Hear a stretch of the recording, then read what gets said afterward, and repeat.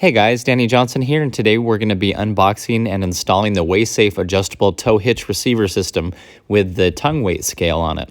So these are the general dimensions for it right now for the one that we got, if you want to pause the screen and look at those. But it is very important which one you do get. The most common is going to be the 2-inch shank. So when you're looking at the different receiver sizes, that does matter. You don't want to buy one that's too big and won't fit. So 2-inch by 2-inch is one of the most common. Go ahead and measure yours before you buy to make sure that you have that one on your vehicle. And so this one is the WS6 with the 6-inch drop. So that's what you want to make sure. You got your 2-inch shank for us, for example, and then you want to select the drop size. And so we're going to do 6 inches and see how that works. Now, they also do have the weight distribution hitch with the scale on it as well from WS6, which is very nice. And they even have one for the 5th wheel. So here's the box here. You can see it comes with the WS6 scale system and 2 stainless steel balls, the 2-inch and the 2 5/16 inch ball. Towing with peace of mind is one of the biggest reasons to get this, I would say. This is made in the USA and very well packaged. I like how it didn't just come all thrown in a box. And so when you pick this up, you can feel the heft. This is solid billet aluminum. And so it's very beautiful. It's very nicely crafted. And so you can see all the adjustable holes here. And so this is a 6-inch drop. So that means we're going to have a 9-inch total area for our shank. So again, solid billet aluminum. And you have the 2 holes for this one for adjustability for how deep you want it to go. So here's the tag on the top.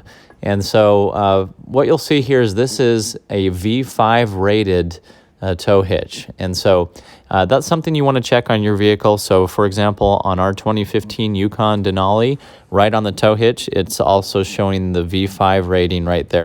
And so compared to the free one that I had just floating around that only will do 5,000 pounds and 500 pounds of tongue weight, and it is a V5 rated one as well. This one, on the other hand, will do 1,500 pounds of tongue weight and then 12,500 pounds of gross trailer weight. Now remember, your vehicle probably won't tow that much if you have the 2-inch by 2-inch receiver. Mine's 8,500 pounds is the max towing capacity. Anyway, this one will be more than enough, which is what I wanted, rather than towing the line and not being good enough. So here's how it looks coming out of the box. It's very heavy and beautiful, and I really like the weight scale. It has a really nice look to it, and so we're going to have a lot of fun when we hook this up to a trailer in another video and show you how well it works and how accurate it is. And the tongue weight is very important. As you know, too little or too much tongue weight can create instability and really cause some problems for you. So anyway, this is how it comes. It came with the 2 5/16 ball attached. So we'll go ahead and remove this one. It's rated at 12,500 pounds for the total trailer weight. And so we're going to go ahead. On the back, there's a pin that you pull. So pull this one out, and that pin will stay in place when it's all installed, just so you know. And so here's our 2-inch ball. This is the one we'll be using. And so again, this is stainless steel. It's not going to rust. And this has an 8,000 pound trailer capacity to it. So very nice, beautiful piece here. You can feel the heft of it. Very well made. So we'll go ahead and install this one into the little receiver area here. And so you just put it down in there, line up the holes, and we'll put the pin right in the back again. So the pin does feel a little bit loose as it's in here, but of course it's not really going to go anywhere when it's installed with the pin in. And so you do feel a slight little jostle, so just letting you know how that feels there. So anyway, that's how it looks here. On the back side, there's little, what I would imagine are some of the service points. This is a hydraulic scale, so it uses oil in order to measure the tongue weight, and so you can see some of the mechanism down in there. But anyway, back to the rest of it here. It comes with a key-to-like lock, and you might want to order the hitch pin as well. I didn't do that, and so if you have a locking one, it'd be nice if all the keys match. So this is the securing pin here, and so it has the 2 shafts on it and the lock. Now, on a lot of newer SUVs, they have the automatic lift gates, and so you're going to want to make sure that you turn that off so that it doesn't open on you while you're installing the hitch. So we're going to go ahead and install this on our 2015 Yukon Denali.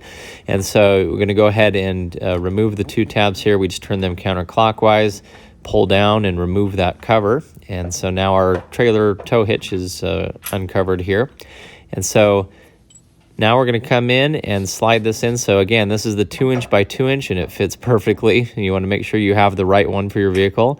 And we'll go ahead and put our pin in. And so we'll give you some measurements here in a minute for both of them. But for now, we're going to go ahead and put our locking pin in on the other side. So here's our cotter pin. Just slide it straight up on. And this was the one that came with the vehicle. Again, there's a locking one that you can purchase. Okay, next we just take this part that has the ball and the weight scale on it. Make sure your pin is in and the ring is down recessed into its home.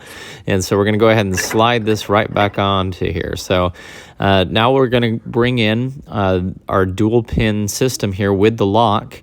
And so have it pointed with the triangle point towards you is how that goes in, and it locks. And so this is a really nice system. As you can see, you can either push it in and then turn the key to lock it, and it jostles around a little bit, but it's locked.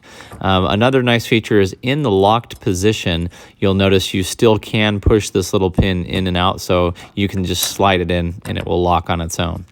Next, there's also a nice little cover boot that will go over it to keep rock and grime and everything out of it. So that's a nice little feature. And so with it on the first hole, it's going to be 8 inches when it's extended. And as we remove the pin and push it forward, it will collapse it exactly 1 inch. So we went from 8 to 7 inches from the bumper to the back of the hitch.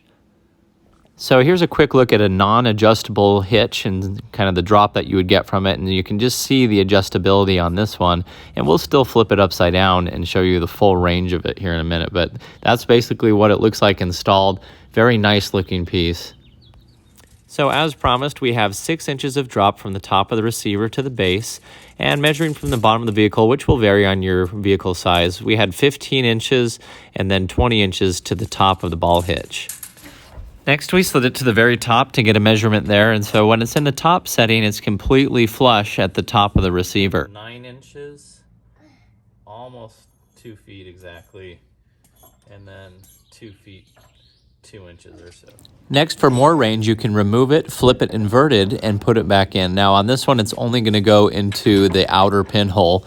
And you want to check if you have a swing tailgate that it's going to clear that. And especially now if you have a drop tailgate on a pickup truck, that could do some serious damage. So just keep that in mind. You want to be very careful about that. And next we'll slide this on and put it in the top position to make sure that the tailgate still clears. And so we didn't have any clearance issues here. We have the automatic lift gate off again. Remember that, so you don't want this to automatically open if it does hit. And so with a trailer install, you'd want to check that too. Of course, this is up very high. Very few trailers, I would think, would ever have it like this for you. So again, the second hole just barely doesn't fit because of the bumper for this particular model. So just something to keep in mind. So we'll give you a full range of measurements here. So at the very top of the ball in its highest position, you're going to be up to 33 inches. Next, you're going to drop down to 31 inches right below the ball. And at the bottom of the base of the ball hitch area there, it's going to be 28 inches.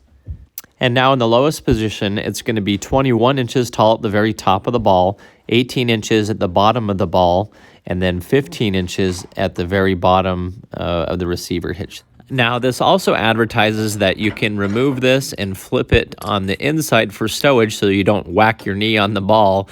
And so on this particular vehicle, I noticed that it will not fit just because of the bumper and the spare tire. You would have to pretty much flip it inverted to put it here, and then you'd have the ball hanging down kind of low. So that's probably not going to work much on this one. And so instead, we can pull the ball out.